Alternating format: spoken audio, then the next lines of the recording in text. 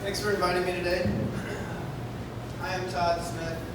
I did create this title, Art and Health, using art to create awareness, to be a little broad and vague on purpose. The most important thing I want to tell you today is kind of the backstory of how I got to Bike Sense Louisville. Curious if I raise a hand, has anybody heard of this project? All right. Do I have any volunteers in the room that are participating in the project? No, that's okay. So, Bike Sense Louisville is a public art project that was commissioned by the city of Louisville in conjunction with their Move Louisville initiative, which is like a 20-year view into improving alternative modes of transportation for Louisville. They reserved some money to promote projects that would promote these alternative modes of transportation. I chose cycling. I took 3 years to develop it. It just launched last Wednesday with the mayor's unveiling. It's on the Big Four Bridge. Has anybody been on the Big Four Bridge, seen the signs maybe? Come on, okay. So, awesome. Thank you. So, this project is unlike anything I've ever done before. It involves so many different partnerships, collaborations, volunteers, citizen science, engineers. But I didn't just get there on my own. I haven't always worked this way. For the longest time as an artist, I've been known as the tree climbing guy. And so I kind of want to connect the dots, because when people ask, how did you come up with the idea for Bike Sense Louisville? They often ask, well, I can't really fill in the dots as well. So with this presentation, I'm giving it a try. So here I am looking like I'm at a funeral, but it was very hot. I was in the direct sun, but that was just last week. So let's start with trees. And finally, I'll start with the Grace Hopper. Are you all familiar with this sculpture on the waterfront park? I, like any normal kid, I climbed trees a little bit. I didn't climb trees a whole lot. It didn't define me as a child. It was just something I did every now and then. And it wasn't until college that I really started getting into climbing trees. And it all started with a discussion in my college class about this sculpture. I grew up here. I loved going to Thunder over Louisville, and if you got a spot by the sculpture, it was great to climb on and get a better view. It kind of formed my opinion of large public sculpture as being big climbing apparatuses. There are playgrounds. There are things that you could scale. And so from that discussion in class, my professor challenged me to make a piece of work that shared that perspective as someone who always is looking to climb things. At that point, it wasn't trees either. It was just buildings. I was climbing my college buildings onto the roof a lot on weekends. So it was something different than my still lifes and landscapes and portraits that I was used to doing. So that kind of started this one project where I walked in a straight line on campus, and I had a VHS recorder tied to my head and shoulder, and I just made this video of me encountering things and climbing over them. It was a nauseating video that people really couldn't stand to watch for very long, but it did give a reaction, a different reaction than I had ever received in my art. People actually spent the time to watch it. There was a part of it when I climbed a tree that people connected with, to their own childhood, to their own memories or connection to trees. And so from that point on, I was hooked. I let go of painting and drawing. I did this performance where I climbed up a tree and then saw the branches as I climbed down, a raced climb. No one else could do it again. Then I felt really bad, and I've never repeated that. I've now spent the rest of my life trying to preserve and take care of trees. I was also just trying to make trees accessible, force people to climb. So with all the snow in Massachusetts, one winter I just carved a walkable snow spiral that allowed you to grab and reach the first branch that was otherwise unreachable before. So it really became about giving access to trees, to make even people see that spiral and imagine themselves getting to that first branch. They didn't even have to climb it. I just want you to think of trees and notice them, don't just pass by them. So when it came to my undergrad thesis project, I ended up doing this whole series of tree climbing related projects. This is a yellow rope that every time I would touch a branch to climb, I wrapped it once and ended up creating a map, kind of like the yellow brick road. A friend of mine actually stumbled upon it, started to climb the tree, and whenever he had trouble, he just followed the rope and knew how to climb it, helped him to get to the top. That's great for people who are capable, but then I started to think, what about the people who can't or won't or are afraid to climb trees? So this was my thesis project. I used the structural pole of the gallery and just glued bark all over it and then suspended branches to make it look like the top of a tree canopy, so that when you entered into the room, you were entering into a treetop without having to climb it. So giving you access. So shortly after college, just digging in my heels to the tree climbing thing, I got a residency at the Mary Anderson Center, which is in Mount St. Francis. Are you guys familiar with this place? If you go up 64 and just past the exit to 265 is the Greenville 150 exit. Go 3 lights, take a left here at Mount St. Francis. It's a 400-acre nature sanctuary with a beautiful lake. It has a Franciscan friary that still has active friars in it. But they also had an art residency that was donated by an actress from the 20s whose family lived on that land, and they gave it to the Franciscan order. It was for writers, artists, and musicians to come and get a little time away to make their work. People like Kurt Vonnegut stayed there shortly before he died. So it was pretty well known in the art community. And I got a chance to live there for 6 months. So I did a work exchange. So I helped coordinate the residencies. I got to stay there and I got a studio.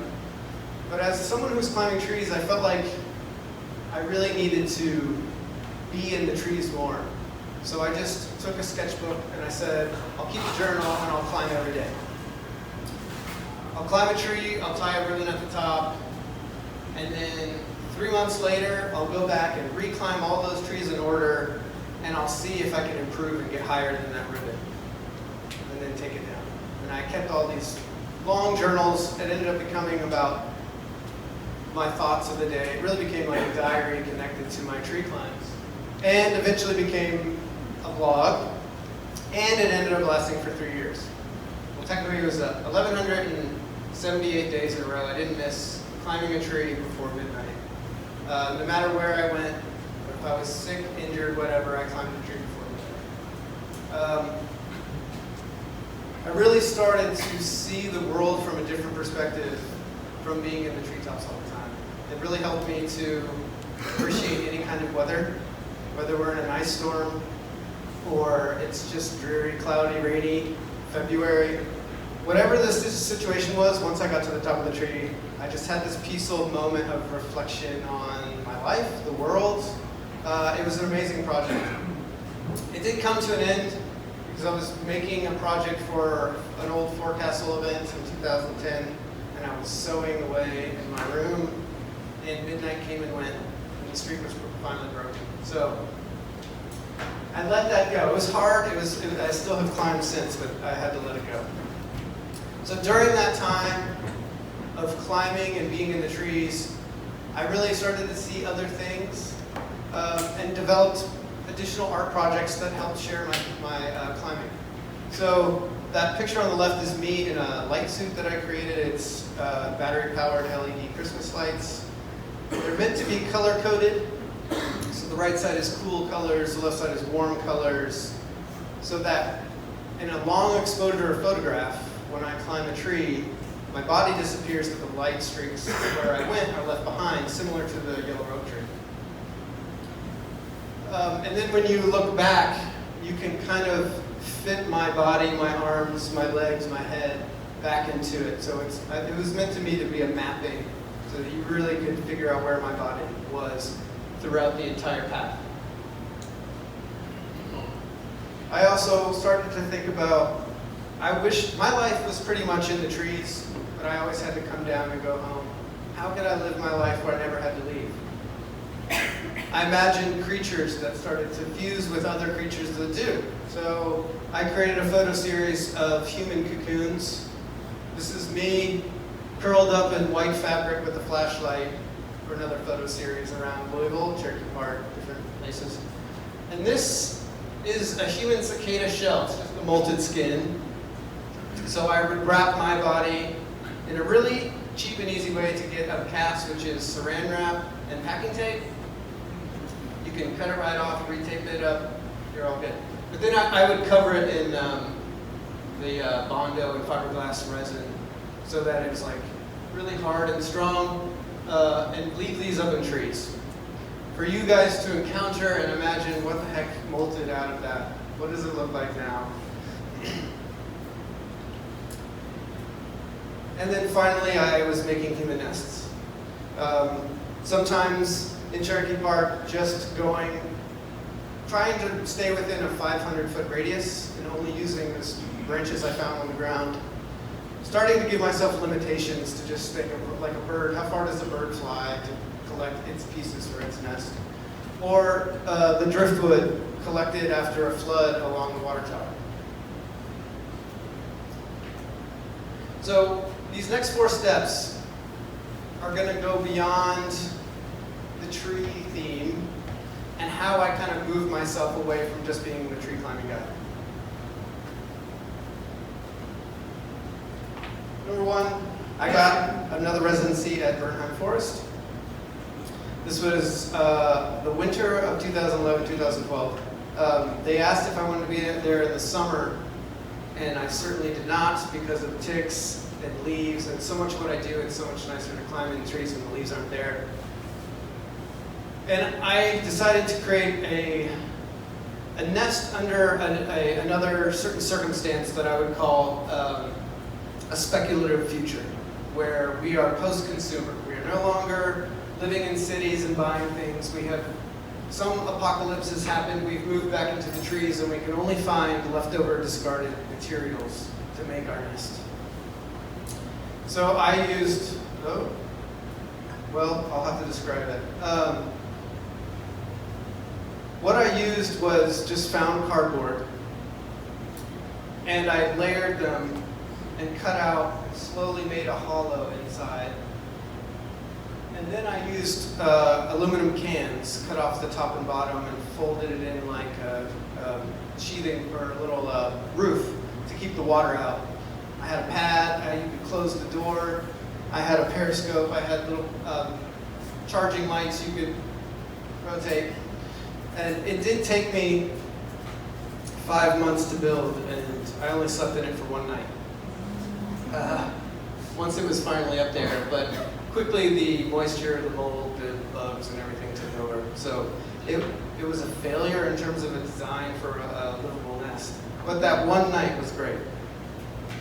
Sorry, I always have that up here.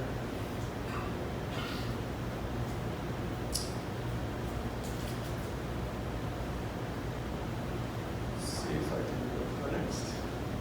Okay.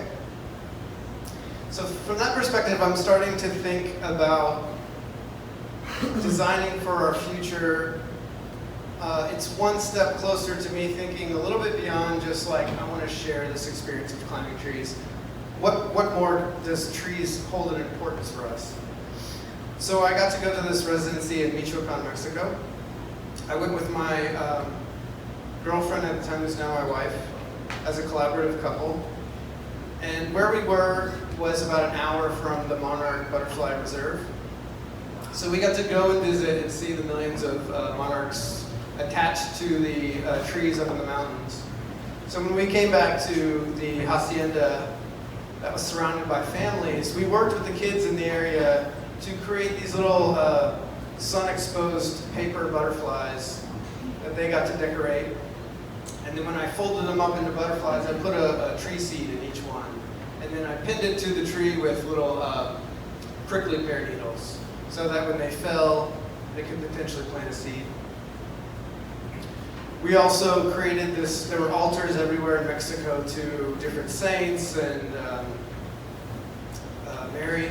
So we created an altar to youth and nature, as well as we planted trees in the area. And we worked with the kids as well to make this portrait series where we put a horse, thank you, saddle up in trees and put on adult hats, and they posed for us. Printed them out, framed them, and gave them as gifts at the end. So this was really the first time it was thinking in a broad spectrum. Who can we work with? What can they get out of it? What can we leave behind that's leaving the place better? So that was the first time I'd ever done anything like that. And number 3. So 2014, after being out of school for 11 years, as much fun as it was climbing trees and making art, I wasn't surviving. I had part-time jobs here and there. I did a little bit of education, summer camps, doing construction. I finally decided I wanted to go back to school so that I could teach when I got out, that I could have 2 years of just focused work to meet, network with your fellow artists. And so I ended up, from that residency in Mexico, the chair of the department was there, recruited 4 of us to go, so we had a whole group from Mexico go to graduate school in Buffalo. And it was here that the art program there, really focused on activist art, tactical media, making work that is addressing problems and trying to make artwork that affects change.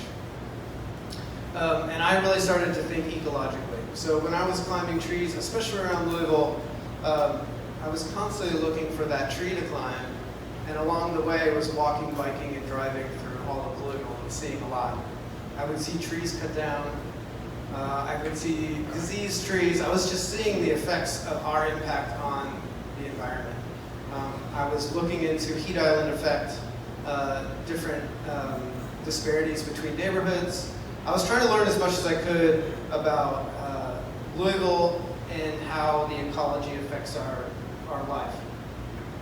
So I did a project where I walked barefoot from my apartment to the art building, which was 10.5 miles, to see how much green space I could connect.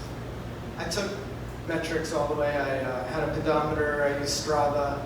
I took a picture every 500 steps, I recorded sound.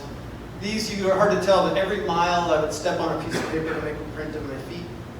And I ended up making this interactive work where you had to take your shoes off, and if you stepped on the grass, it would forward the slideshow. If you stepped on concrete, it just stayed still. Other projects I did in grad school started to deal with technology and how technology could either connect or disconnect. So Heartlight, kind of hard to see in this slide, but it's a person with a geodesic cardboard dome on their head. They're in a closet, and they're touching a button. Inside that helmet are lights and speakers.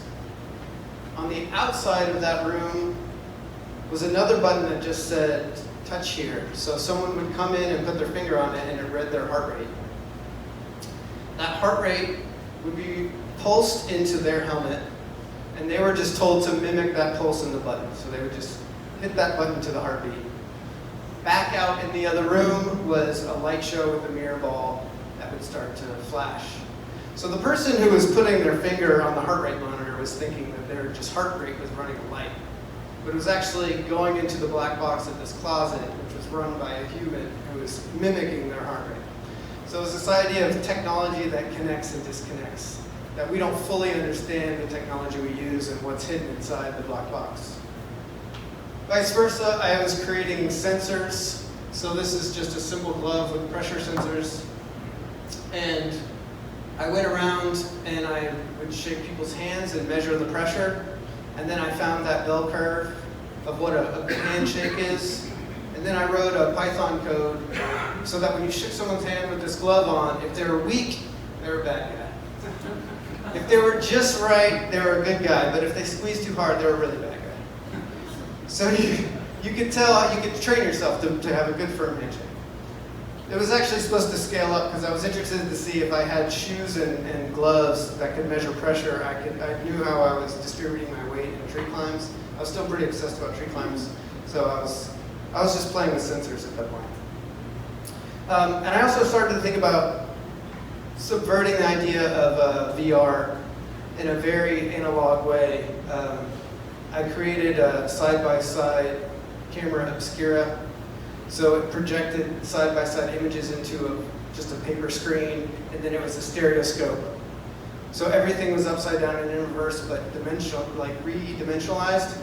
So what would happen if two people had them on and they looked down at each other, they had the other people's feet, the way the reversal works. So it always freaks them out. Yeah, it's kind of weird, I'm looking upside down, but when you look down, you're actually traded in someone else's shoes. So the idea of empathy, putting yourself in someone's shoes and actually giving them the chance to really see themselves with someone else's feet.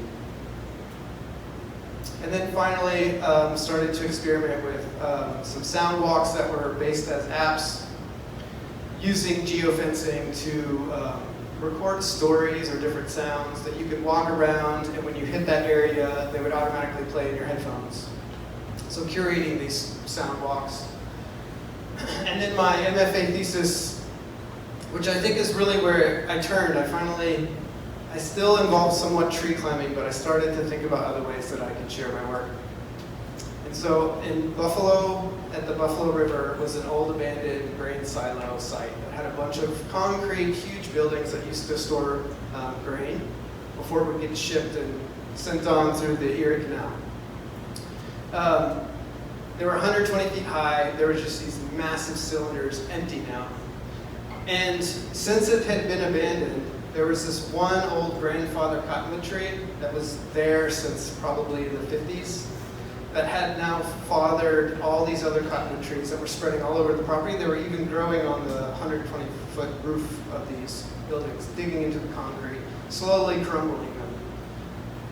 So I put a little tree branch inside the middle of this silo and invited people to step up and step on. And the idea was to act like you were in the top of the tree.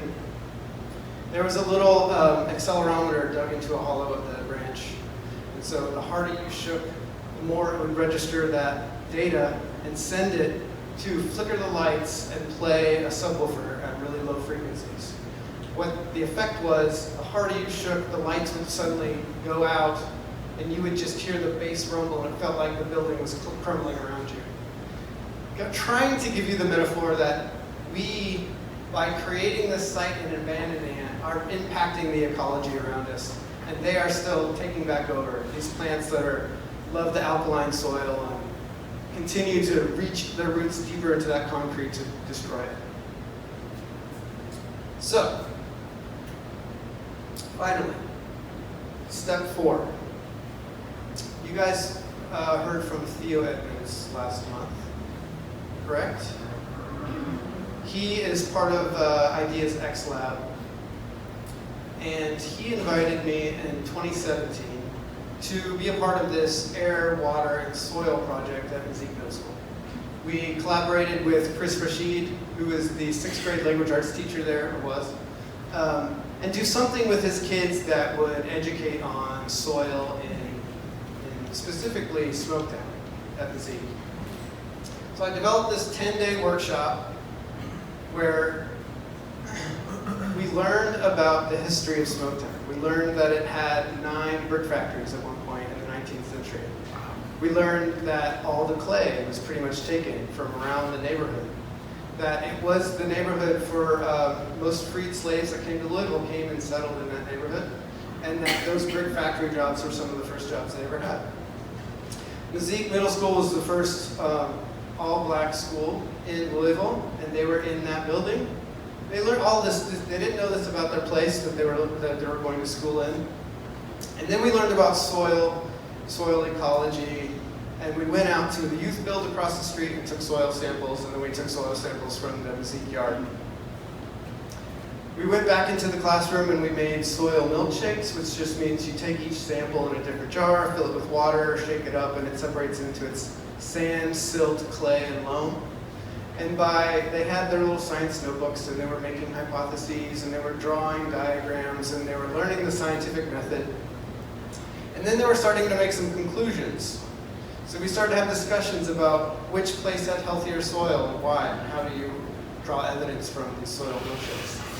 And then we started to talk about how might that impact your friends and your parents and the people around you versus people who might live out in the suburbs of Louisville. What are the differences? What about tree canopy? What does soil do for our growth of vegetation? And once they learned all this, I did a poetry project where they all got to write a 10-line poem with metaphors and similes that compared their education to their soil science and what they learned. And then we finished with the poetry slam. So they all got to share their poems. They got to perform of them. Some chose music. They rapped to it. And they all were brilliant for 6th graders. Some of the conclusions they made about how they could improve their neighborhood and what they could do to help improve the soil, even just in their own backyard. It was humbling to deal with such brave and intelligent little people. And it was kind of my first foray into more kind of a science heavy practice. So finally we get to bike sense. So like I said, it's connected to the art, the Move Louisville plan. And they had a call for projects in 2016. And they wanted multimodal transportation featured, and they wanted data somehow. That was kind of like the open-ended call. Have you guys seen The Love in the Streets? It's the poems pressed in the sidewalk. Lance Newman, spoken word poet. You should go check it out. It's just right around the corner. He was another artist that answered the call and got funded through this. So his idea is that his nickname is Spread Love. He always wants to spread the love. So he collected poetry from Kentucky poets and then had them pressed into the sidewalk. Okay, cool, you've seen it. You should go check it out. That launched just a few months ago as well. So I chose cycling because when I was always traveling the city, I was often on my bike, going to try to find trees to climb. And I was wondering, how are they designing these routes? I really did not understand why some streets had this kind of path, why other streets had another. What data are they using? I dug a little bit deeper and found that they are doing some phone surveys. They put those tripwire sensors. It was relatively minimal, and I thought that there could be more to do, especially the amount of effort that they're trying to expand the Louisville Loop. How and where are they putting the Louisville Loop paths? That's what I wanted to do. So what I came up with are, I'm going to unplug it. It's a sensor unit with an asset tracker inside and sensors. It will track where you go, it'll track the temperature, and it'll track air quality, or specifically it tracks VOCs, or volatile organic compounds, the particulates that can often lead to disease that get metabolized through the body. Every time you move 20 feet, it takes a data point. So the idea is if we have 100 of these, we give them to volunteers that represent a wide array of Louisville cyclists over a whole course of a year. We're going to learn a lot about where people are going. Maybe certain routes that are spent a lot of money on aren't ever used. Why could that be? We could check it and overlay temperature, micro measurements. We could overlay air quality.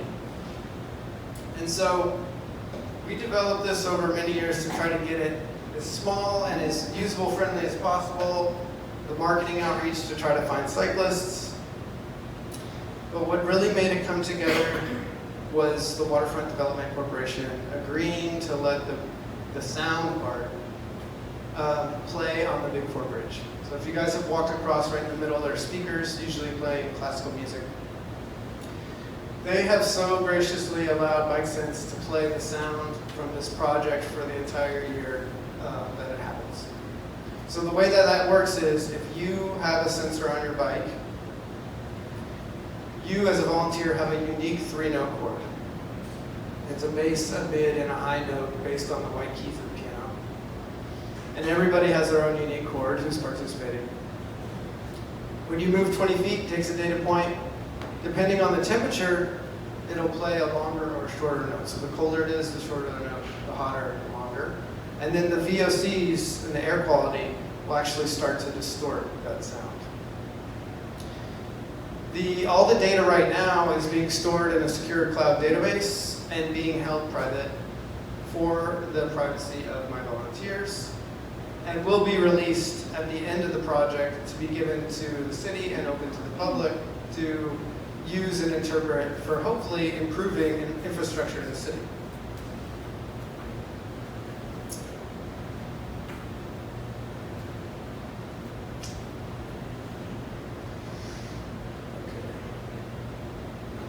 Well, that slide is not working. So just about a month or two ago, Ted Smith, no relation, from the Environment Institute, which is the U of L Medical School Research Institute, started and funded by Christy Brown, reached out to me. And he told me that he was the Louisville's first Chief Innovation Officer. Grace Simrall, if you've met her, is the current one. Ted Smith was the first one, and as Mayor Fisher likes to say, the first one of his kind anywhere in the country. And he was challenged with doing projects for the city that would push data for improvement. And so, little to my knowledge, he had actually in 2014 made a bike sensor to measure VOCs that you would put on a bike, and it failed miserably. He said at the time the tech wasn't any good, the sensors were basically random number generators, and what was missing as well was that public outreach. The thing that Bike Sense is doing by having a public space with sound, signage, outreach, starting a conversation is something that me doing research about bike projects in Louisville didn't even know existed. So he left the city, he started working at the Environment Institute. He's the head of the Healthy Air, Water, and Soil Division. He said, maybe we can partner and still do some good. And so they have a super fun research center. They're studying Lee's Lane out in the West End. It's an old chemical dump that the federal government listed as a Superfund site, meaning it was highly toxic, and they secured money to try to fix the problem. That happened a long time ago, I think 80. And since then, they've spent all the money they're going to spend. And they didn't fully fix it. They didn't get the barrels, the 55-gallon barrels of chemicals all out of the ground that's just covered in clay. They're still under there. They're still leaching out. So he said, oh, and Jerry Abramson, when his government planned the Louisville Loop, they put part of the Louisville Loop right on top of the Lee's Lane landfill. So I'm asking my volunteers for this next year a special ask with a reward. If they would agree twice a month to go out and bike the West Louisville Loop and not only take data with the sensor, but to use the Smell My City app. If you haven't heard it, it's just an app to report foul odors. Odors are connected to VOCs. It was developed at Carnegie Mellon and here at the Environment Institute. To be able to report odors in conjunction with the data from the sensor, there's a good chance, even with just 30 volunteers over 6 months, to be able to correlate a problem with that landfill and bad air quality. Which before, if anybody's gotten sick around that area, the companies have just been able to say, it's a one-off. So I actually feel like there's potential for this project to do some real good and to help with the city's air quality problem. So beyond that, I do just want to give you guys a sense. You're probably wondering what the sound might look like. I do have a little example. And I kind of try and describe it as a wind chime for cycling use in the city.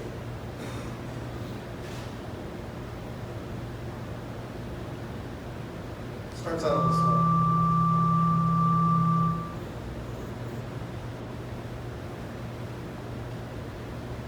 This is not live, this is also pre-recorded, so just so you know.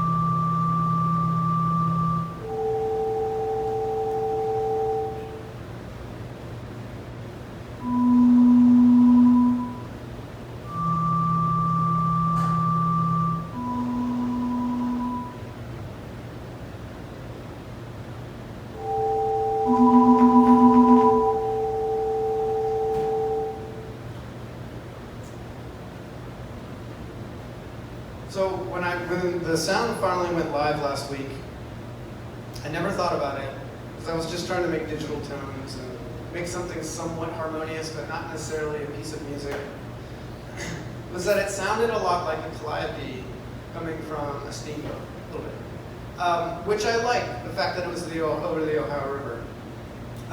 So I'm very happy that it's finally live, it's up, it's running, I've made new connections. I'm potentially having an impact on the city I love. And there's one more thing I really want to share about this sensor. And that is the red circle on this lid. It's the interactive lid. It has buttons. It's the emergency button. And it's the only active input for this sensor. Everything else just happens automatically when you ride. That button, I tell all my volunteers, if you ever get in a close call, or have a car that comes too close, or you get pushed off the road, or you do anything that you feel like was unsafe, you can hit that button. It does not call 911. It does not help you in that sense, but it does put a point on a map.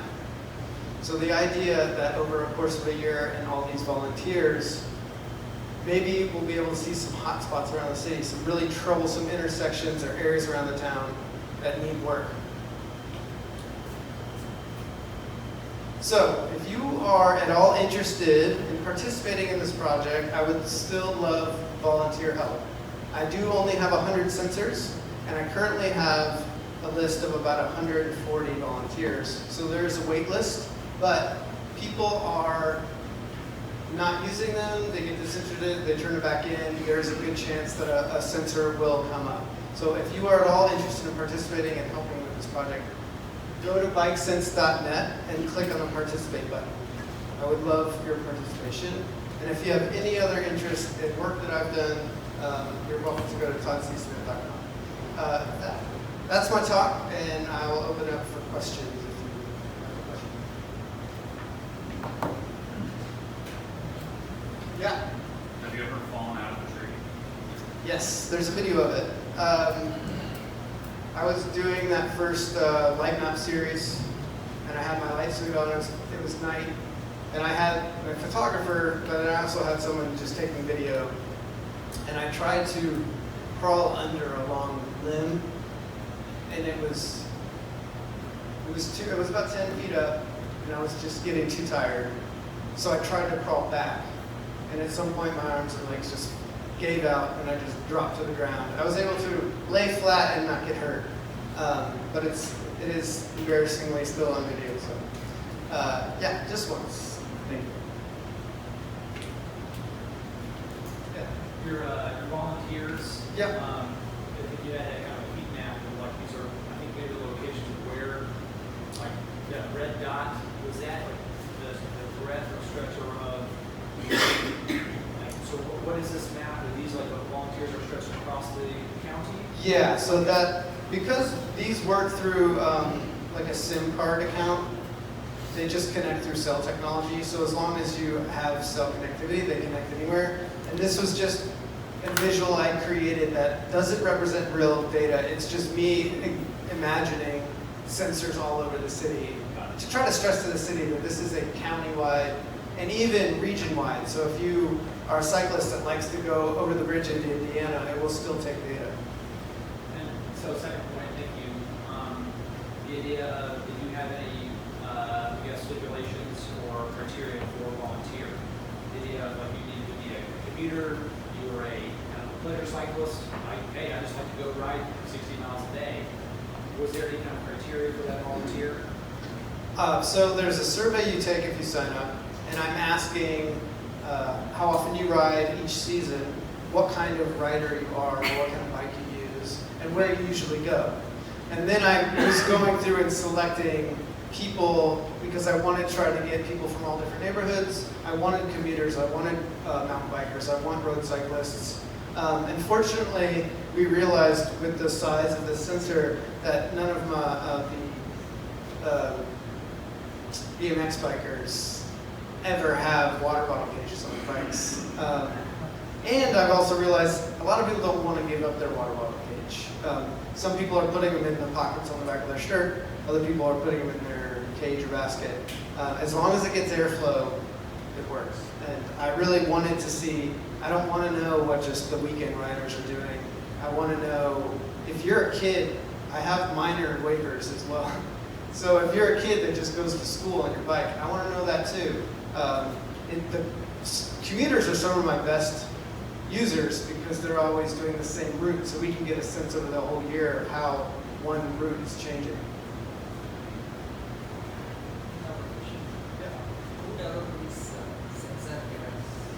So I'm working with David Dresser, who I met when I was in Buffalo. He is a hardware and electrical engineer. He's currently working for a company in Pittsburgh that designs respirators for firemen. He's worked for a startup before. We ended up using a Particle. Particle is a company out of San Francisco that makes asset trackers. And so we bought those asset trackers and then added our own sensors to them. So the thing that's inside is purchased, but the sensor under the lid that has the buttons and the sensors and LEDs, those are all designed by us.